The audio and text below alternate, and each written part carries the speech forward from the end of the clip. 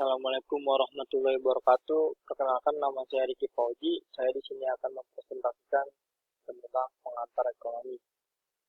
Ini yang pertama kali saya bahas adalah pengertiannya dulu. Pengertian permintaan. Di sini ada dua pengertiannya.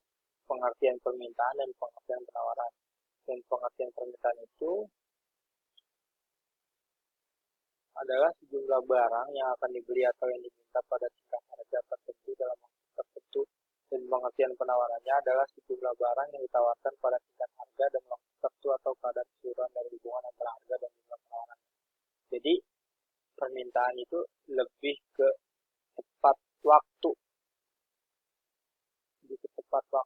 dan harganya tertentu dan waktunya harus tertentu. Pengertian penawarannya adalah tingkat harga dan waktu tertentu. Harga sama mungkin ya, tingkatannya sama, tingkat harga tertentu, dan cuma kalau penawarannya itu harus waktunya tertentu dalam keseluruhan dari hubungan antara harga dan juga penawarannya. Ini pengertian penawarannya. Ini hukum penawaran dan hukum permintaan. Hukum permintaan ini berlaku asumsi. Artinya, permintaan tersebut berlaku jika keadaan atau faktor selain harga tidak berubah dianggap tetap. Hukum penawarannya, semakin tinggi harga, semakin banyak jumlah barang yang bersedia ditawarkan. Sebaliknya, semakin rendah tingkat harga, semakin sedikit jumlah barang yang bersedia ditawarkan. Nah, itu hukum permintaannya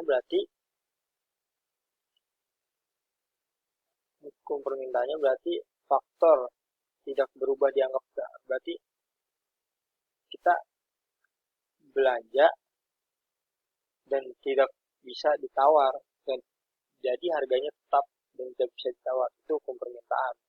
Dan hukum penawarannya sebaliknya, semakin rendah tingkat harga, semakin sedikit jumlah barang yang akan tersedia. Jadi kalau kita punya uangnya sedikit, mungkin tawarkannya yang lebih dari itu. Itulah dunia ekonomi. Nah, ini kita lagi ke harga keseimbangan permintaan dan penawaran. Keseimbangan pasar akan terjadi bila permintaan dan penawaran berada pada suatu titik yang sama. Kita ngambil di dunia pasar. Jika dilukiskan dalam suatu kurva yang melukiskannya biasa dikenal dengan kurva keseimbangan pasar, market equilibrium. Kurva ini contohnya seperti tabel, bukan tabel sih, ya pokoknya ada kurva. Nah, dalam kurva keseimbangan ini garis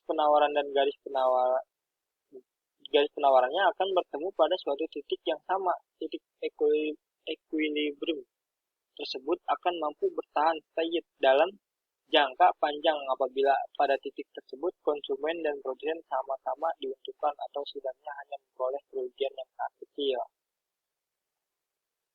Jadi dalam kurva keseimbangan ini sangatlah penting.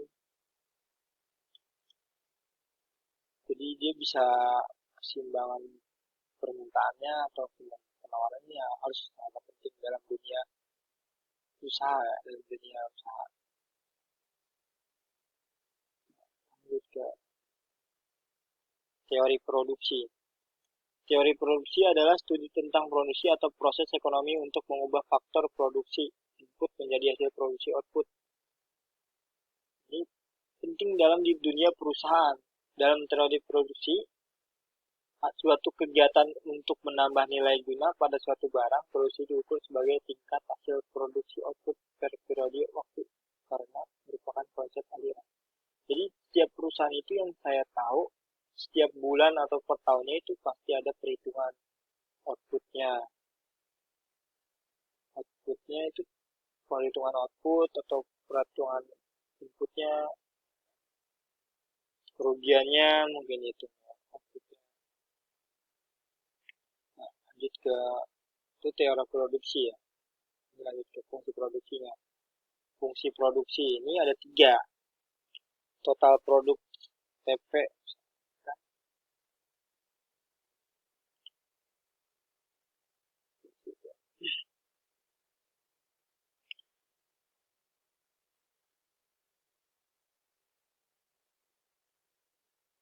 Fungsi produksinya 3, total produksi, yaitu total jumlah barang yang diproduksi sebagai akibat dari penggunaan berbagai macam input tertentu di dalam sistem produksi. Yaitu perubahan margin produk, yaitu perubahan output sebagai akibat perubahan input tertentu di mana faktor lain dianggap konstan. Average produk, singkatnya AV, yaitu jika rata-rata output yang dihasilkan per unit input tertentu jika TP tertentu. Sini ada rumus TP F dalam kurung L dalam tutup kurung K. Sini ada rumusnya. Dan fungsi produksi itulah sangat penting bagi perusahaan karena menghitung input dan menghitung outputnya masing-masing.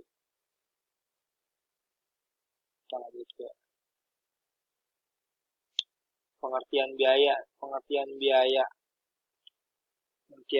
ini biaya total.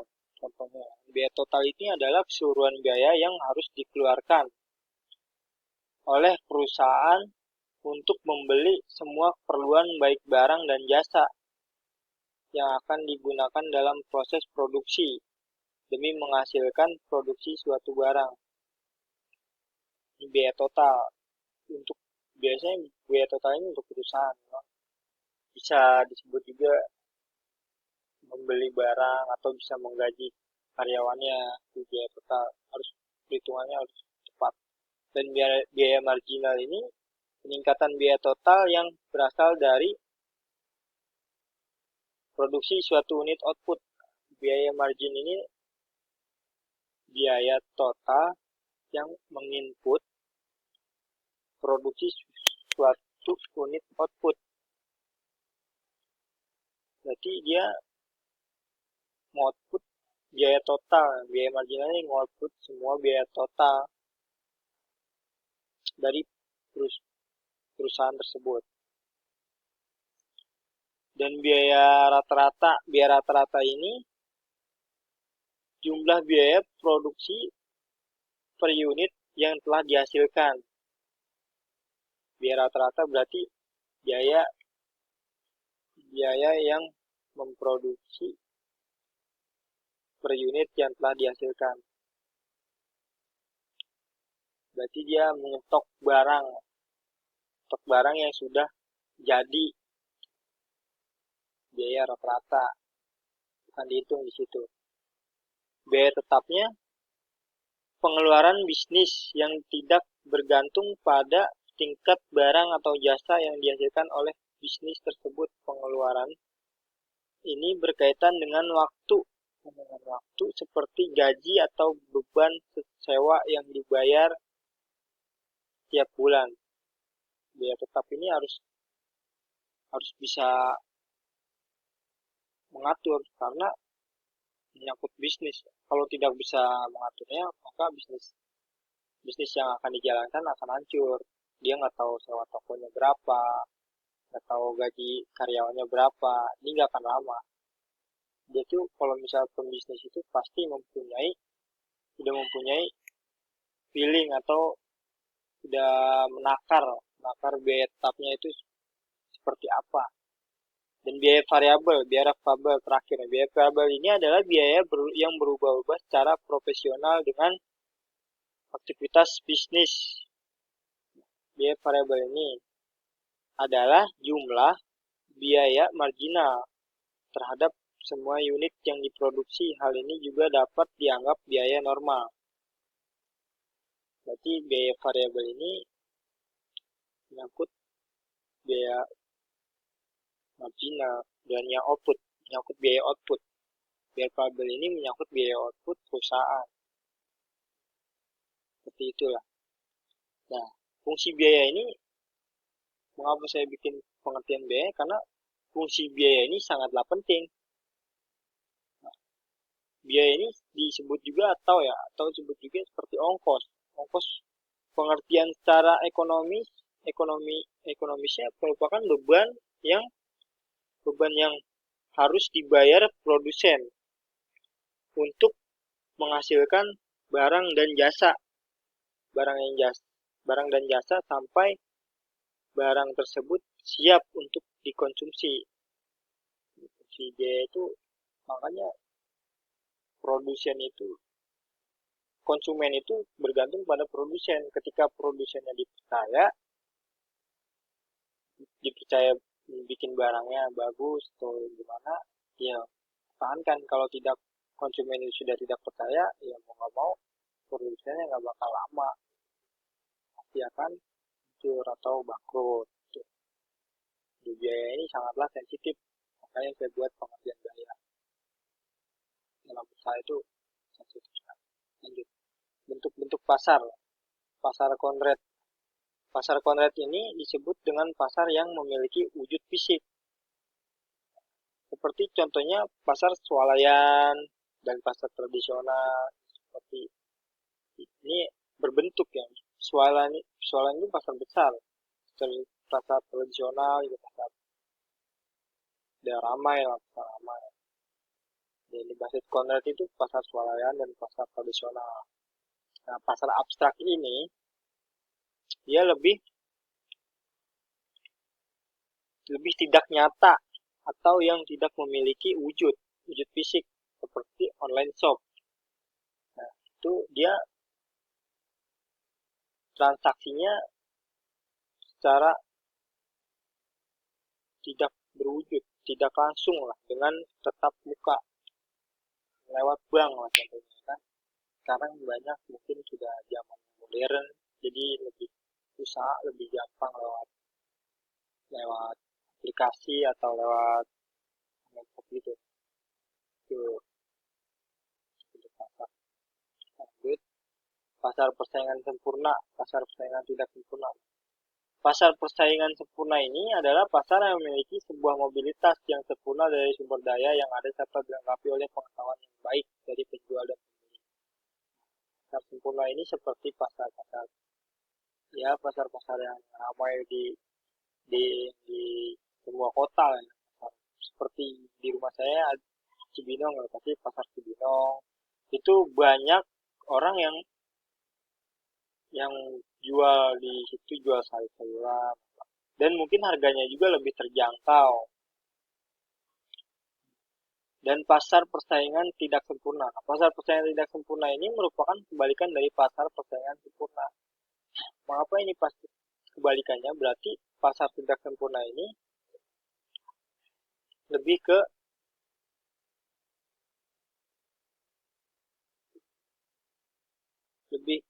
persaingan ya. Merupakan kebalikan dari pasar persaingan sempurna.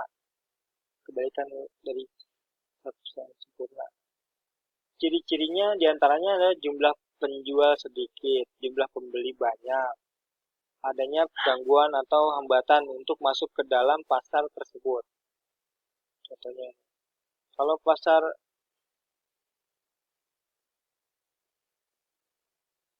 persaingan, ciri-cirinya pembeli dan penjual dalam jumlah yang sangat banyak, produk baik barang dan jasa yang diperjualbelikan bersifat sejenis homogen.